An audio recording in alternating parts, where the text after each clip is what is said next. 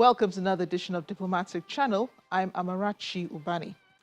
This week on the program, Nigeria's general elections are weeks away and presidential candidates have been explaining their manifesto at Chatham House in London. Chatham House is the equivalent of the Nigeria Institute of International Affairs here in Lagos, Nigeria. But if you listen carefully to the questions being asked, you'll find there's not a lot of focus on child education and welfare. This is concerning for international organizations such as SOS Children's Villages Nigeria. The international non-governmental child-focused organization has been protecting and supporting vulnerable children since the early 1970s. In a few minutes, I'll be talking to the regional program manager for the South, Ayodiji Adilopo, on why it is so important to include the conversation on children and their welfare into the conversation surrounding the general elections. And later, we're transported into the Lunar New Year Festival right here in Lagos. Lunar New Year 2023 was actually Sunday, January 22nd, but the Chinese community in Lagos had to make a huge celebration on Friday. We'll look at the highlights. That's Diplomatic Channel in a wrap. First, a quick check on other discussions in diplomatic circles. Russia has warned that the people of Ukraine will suffer if the West sends tanks to support Kyiv, as the question of whether German-made Leopard tanks will be transferred to Ukraine remains unresolved. The US and its allies failed during talks last week in Germany to convince Berlin to provide its Leopard battle tanks to Ukraine, a key demand from Kyiv as it tries to breathe new momentum into its fight against Russian forces. Germany had said it would move quickly to allow allies to transfer the Leopard tanks in their own arsenals to Ukraine if a consensus is found. Poland had offered to send the tanks, but Germany had said it had not requested permission. The European Union says it cannot list Iran's Revolutionary Guards as a terrorist entity until an EU court has determined that they are. So says the European Union's Foreign Policy Chief, Mr. Josep Borrell. EU foreign ministers are set to add 37 names to the bloc's list of people and entities subject to sanctions over human rights in Iran.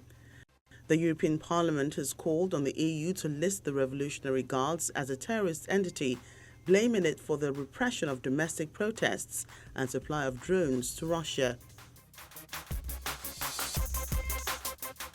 Ukrainians in South Africa are protesting a planned visit by the Russian Foreign Minister Sergei Lavrov to the country. Mr. Lavrov was in the country on Monday for talks with one of the country's most important allies. He met his counterpart, Naledi Pandor, after flying in earlier in the day on a trip that some South African opposition parties and small Ukrainian communities have condemned as insensitive. According to UNICEF, children and young people make up over half of Nigeria's population with over 107 million. Although the average voting age in the country is 18 years and above, the reality is that whoever assumes a mantle of political leadership automatically presides over the affairs of people living in the country, regardless of the age group that they belong to. Children, young people, young adults, if you like, are therefore affected by the decisions leaders make in education, in health, economy, environment, child and social protection, and urban planning, among others. Therefore, some have argued that children need to be given the opportunity to participate in some way in deciding who governs them, or at best, make inputs into the programs being designed for them. That's why I have joining me to discuss about this is the Regional Program Manager, South for SOS Children's Villages, Ayodiji Adilopo. The SOS Children's Villages is an international non-governmental child-focused organization that provides direct services for children at risk of losing parental care and those who have lost parental care. You're welcome, Ayodiji. An interesting, very odd topic to be discussing on Diplomatic Channel, but I'm sure after a while our viewers understand why, because education is a bedrock of everything else, isn't it? It's a bedrock of health, it's a bedrock of politics itself, because you have to have some knowledge to run for political office. But in this instance, how important is it to the upcoming elections in February? Thank you very much, Amarachi.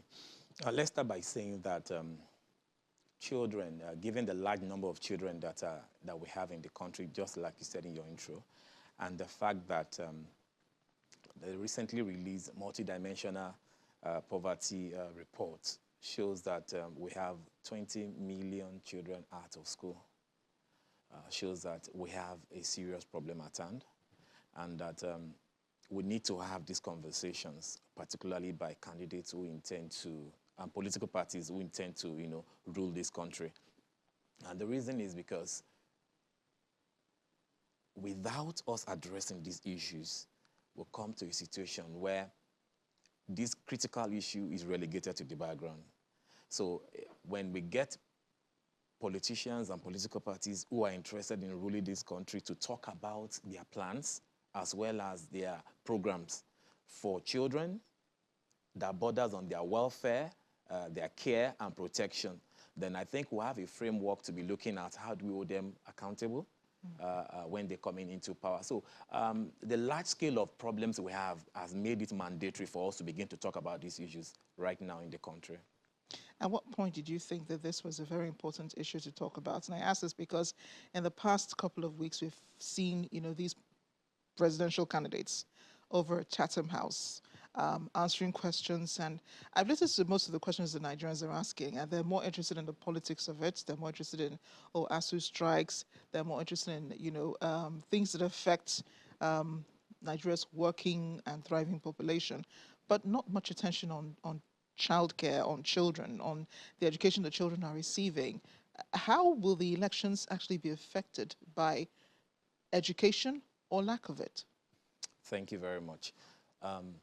I said earlier that the staggering number of children that we have that are vulnerable in the country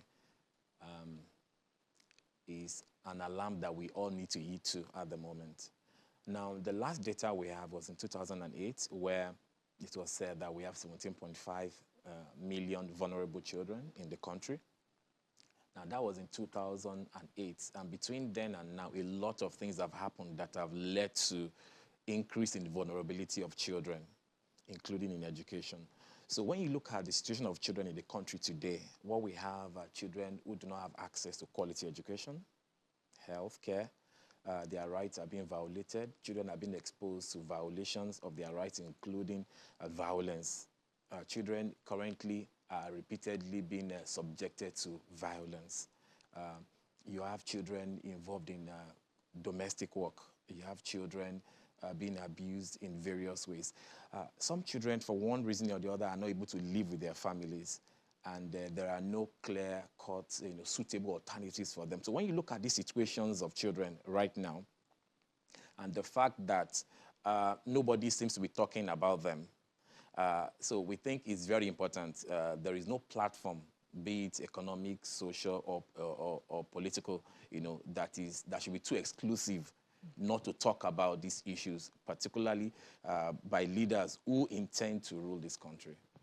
The reason I have you on the show is because, this is Diplomatic Channel, but because your organization, SOS, is an international organization. So I appreciate the interest, that you have in education and in child welfare and so on. Given the nature of politics, do you also fear that even if, such issues were captured in programs and in manifestos, they end up being politicized in the upcoming elections?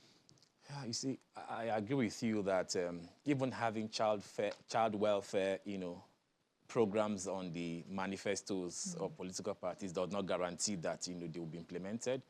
But for one, having them gives us a platform and a framework to hold such politicians accountable when elected. So that is one reason why we should advocate for politicians to clarify what are their programs and their plans for care, for protection of children.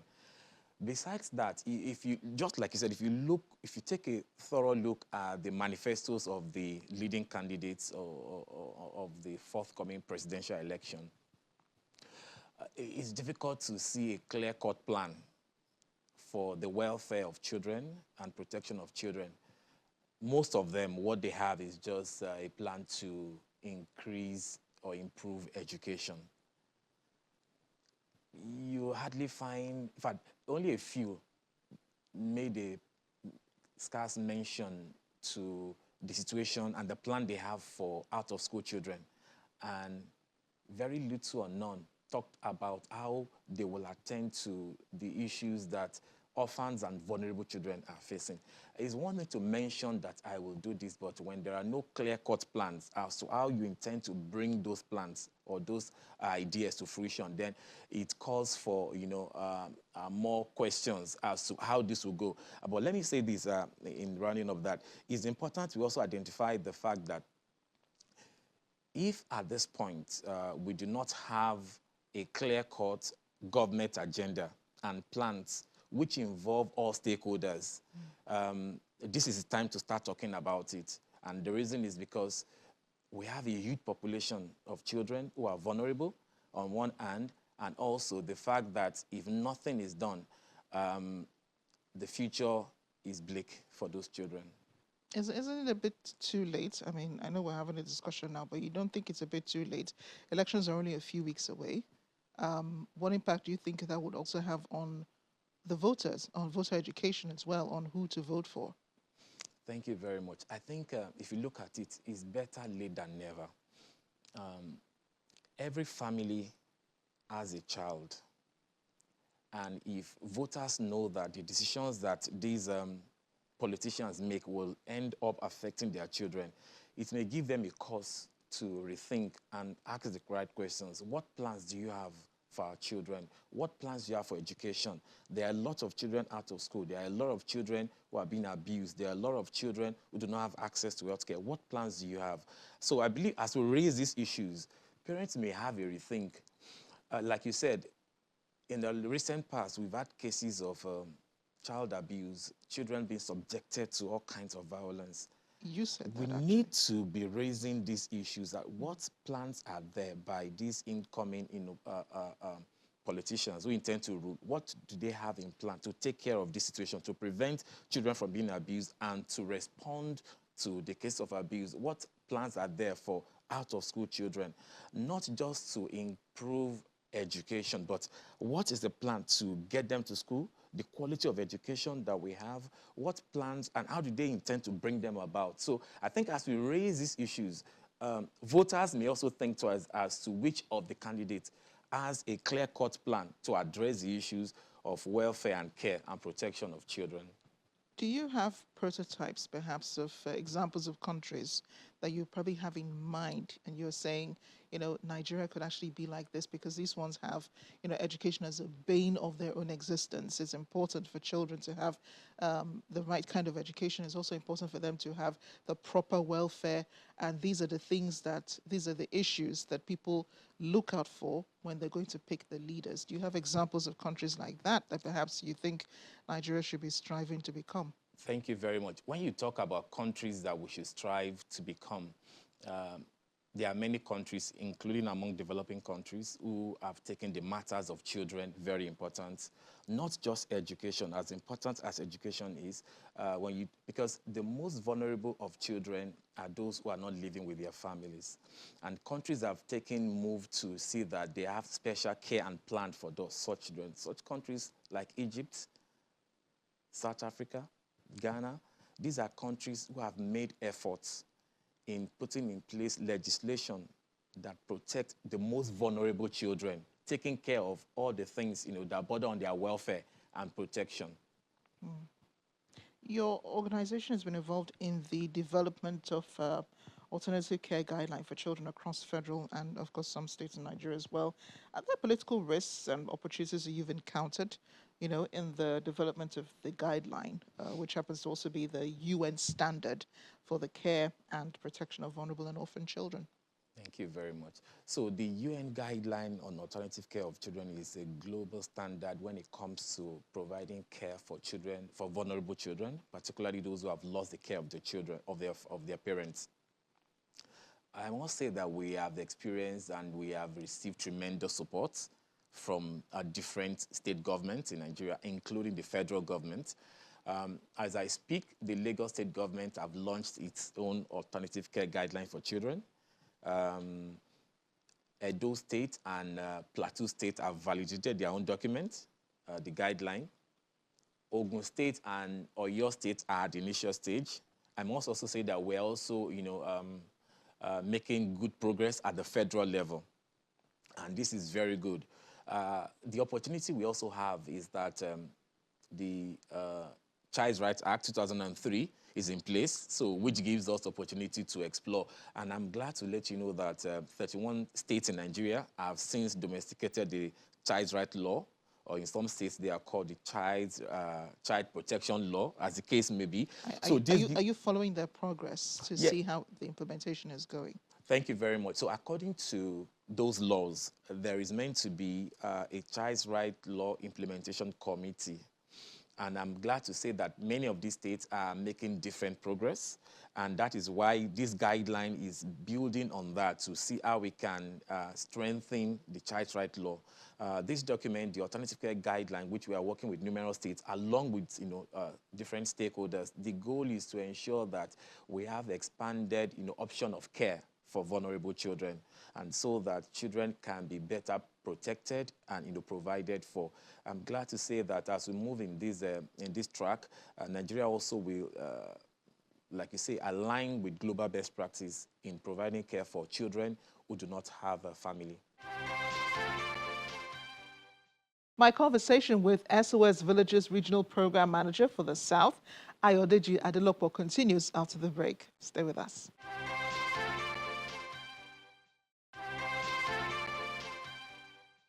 Welcome back, and now back to my interview with Ayodeji Adelopo, the Regional Program Manager for SOS Villages in south of Nigeria, talking about children and the upcoming elections.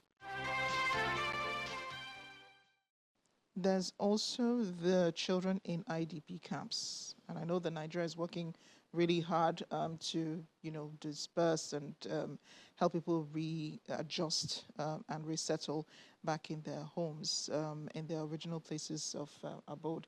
But it's been difficult, and children have also been affected by this. I know international communities and international organizations have also been interested in that as well. But what do you make of the effort that they have made in putting pressure on the government, to help children in these camps to either resettle or make sure that they get the proper education, get the proper welfare and care, and that their rights are also not being violated? Thank you very much. So the best place for children is always in their own family environment. And that is why government must do everything possible to strengthen the family environment. And when we have this case where children are not able to live with their families, for example, the situation you refer to, it's always important for government to, and all stakeholders, to ensure that there are good alternatives where children can be kept. Yeah, so while children either are with their families or in alternatives, and in emergency situation, like you mentioned, it's always important to ensure that the rights of children are not violated. No matter the amount of support being given to children in IDPs, efforts must be made to ensure that when it is safe, children are returned back to their families, because that is where they can better develop and all their needs are met. So our call is on government and all stakeholders to ensure that the rights of children are not violated right at the camp. But most importantly, all hands must be on deck to see that children are reunited back with their families as soon as it's practicable. Where does the UN actually stand, on the importance of child rights and elections and politics? Well, I would say our organization believe that every child, needs to have a family to grow in. And they must grow with love, respect, and security. So when you talk about child's rights and elections, so what we're saying is that leaders must be committed, and we must have leaders come out to stake, their commitment, clarify their agenda as to the protection of children, the security of children, and promoting the rights of children. When leaders are coming out to be voted for, we also like to know, what are your plans to ensuring that the rights of children are not violated? Because children are the most vulnerable in the population. And children who do not live with their families are even, more vulnerable than others. So we need to see how politicians and people coming out for election are putting their mouth where their mouth is. But isn't this a catch-22 situation? I mean, the parents also have to be comfortable enough to be able to provide that safe environment that children need, which is why, there seems to be a lot of attention on economics, on healthcare, on, politics and so on, because parents have to provide the right environment for the children. Yes, you see, beyond economic, there are a lot of things that children need. For example, some parents may have the wherewithal economically to care for their children, but they lack the capacity. For example, child-parental interaction. Aside from that, access to services that they need. So a parent is willing and committed to take care of the child, but the infrastructures are not available to support the development of the child. Or a child that lives in a community and that child is being, violated, either sexually or otherwise. So, yes, parents have their role, the community have their role, but the primary duty bearer is still the government, who ensure that at different levels, different stakeholders play their role to protect the child. So the child is at the center. So beyond economic, which is also very important because parents need the wherewithal to care for their children. So if you look at it, there are many keys that are needed for families to be to be sustainable in the care they provide for their children. And that is why they need to have access to essential services. They need to have the capacity to care for those children. And they need to have access to resources as well to continue to provide for their own children. In all of this, all stakeholders need to work together to ensure that the welfare of children is paramount. Ayodeji Adelokwo, thank you so much for speaking with us on Diplomatic Channel. Hopefully, the right ears are listening, and we should see changes in just a few weeks. Thank you. As you may have already figured out, the Lunar New Year has just begun in China. Celebrations are usually the biggest the country experiences in a year. 2023 marks the year of the rabbit, and the Chinese community in Lagos did not hold back on the celebrations. Watch.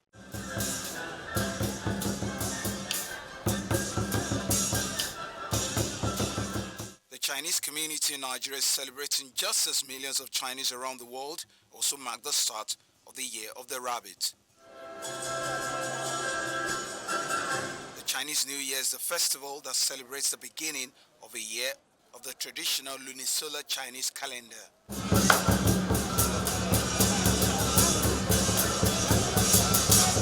The festival is also commonly referred to as the Spring Festival.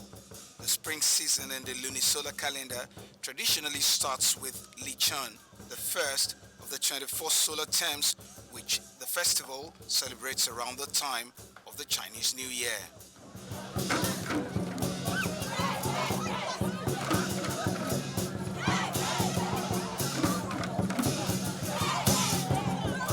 There was music, food, and even some Chinese dragons attracting the crowd.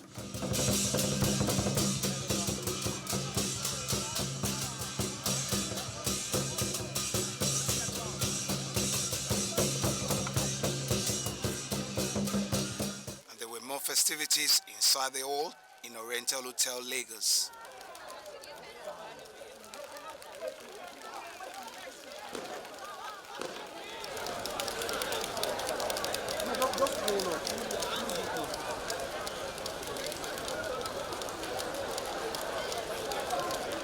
The Chinese Consul General in Lagos, Mr. Chi Maoming, not only welcomed visitors and friends, but emphasized relations between the Chinese and Lagos. It gives me great pleasure to attend the One World, One Spring Huaxing Shines 2023 Spring Festival Gala and New Year Food Festival. At the outset, on behalf of the Chinese Consulate General in Lagos, I would like to extend warm congratulations to the success of this event. I also want to pay high tribute to friends from all walks of life for their strong support in the development of China-Nigeria relations. On the coming of our Chinese New Year, I sincerely wish everybody present a happy, healthy, and prosperous New Year. Our best for Nigerian communities. Our support also to low-income. There were special guests attending the event, one of whom is Dr. Dolapo Badru, Chairman, House Committee on Trade. He spoke about the economic contribution by the Chinese to Nigeria. I am aware that they have invested in so many industries in the Federal Republic of Nigeria here. So they are gainfully employing a lot of Nigerians in their industries. Thank you very much, and thank you very much, and thank you very much. Notwithstanding that Nigeria is always a good market for any industry, but having the courage to come around to invest in this economy is a plus on its own. The Lunar New Year kicks off a 15-day festival celebration in China and among Chinese communities around the world. Commonly known in China as Spring Festival, people in the country get 7 consecutive days off each year to mark the occasion.